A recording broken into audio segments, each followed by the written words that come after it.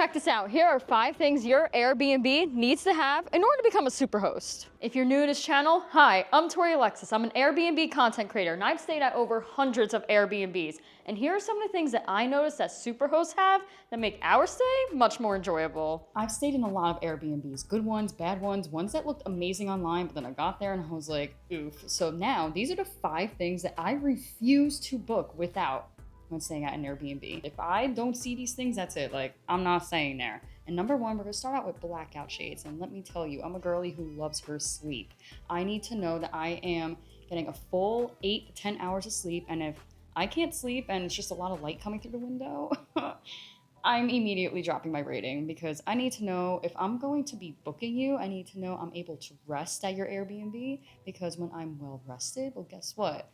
Now I love your Airbnb even more. Like, it gave me great quality sleep. Bonus tip, if you have different types of pillows that I can choose from, chef's kiss, because guess what? Like, I have neck problems, and I'm sure many people who book, you don't know who is booking your Airbnb. You have to be mindful of who has neck problems, back problems. So it's always good to have different types of pillows when staying at Airbnb. It has to be like your home and like you're hosting your family. So now the next one, I feel like this one's like a little controversial, but I'm gonna say a functional kitchen. Like, think about it. It has to either be stocked with everything, or is it going to be aesthetic? So pick and choose. And if you plan on having a kitchen in your Airbnb, what is in your home that could be duplicated into your short-term rental property? I better be seeing all different types of pans, all different types of pots. You don't know where people are coming from. You don't know if people plan on cooking a meal for a family of 6 or for a business meeting. You don't know who is staying at your Airbnb. So it's always good to be prepared. Even if you have a solo traveler there and they're trying to save money, maybe they want to cook a meal in your Airbnb. So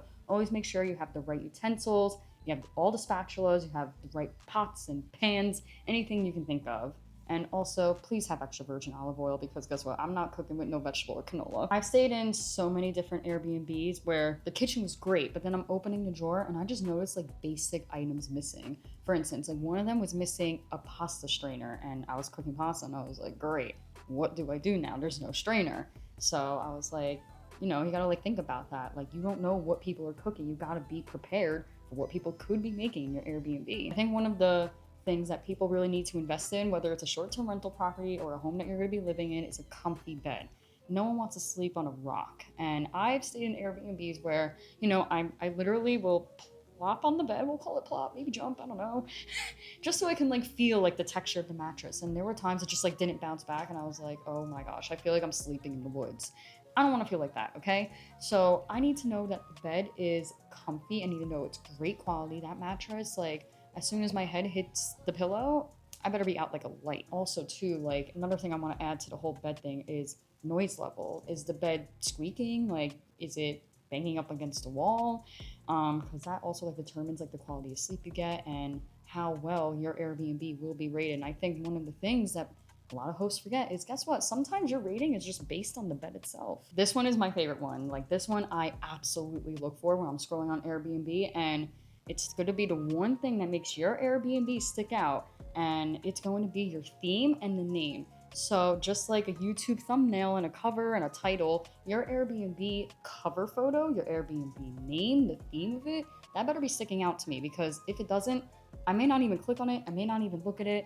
It could have 5 out of 5 star ratings, but if your name doesn't click with me and the theme is just meh, well, I may not book it, because guess what? When people are booking Airbnbs, they're looking for a theme, they're looking for a setting. They want it to kind of feel homey, but when you're also going on a trip, whether it's for work, for business, school, whatever, you want to know that what you're booking is also delivering a symbol. So that's how I look at it. It's all about symbolism. Does your Airbnb tell a story? Because if it doesn't tell a story, I could just go book at a Hilton. Okay, and lastly, this next tip is super important, so make sure you hit the subscribe button, because I'm going to be going into more detail about this one, and it is a local guide or a book that you have in your Airbnb. And I know that sounds so simple, and people are probably like, what do you mean a local guide or book?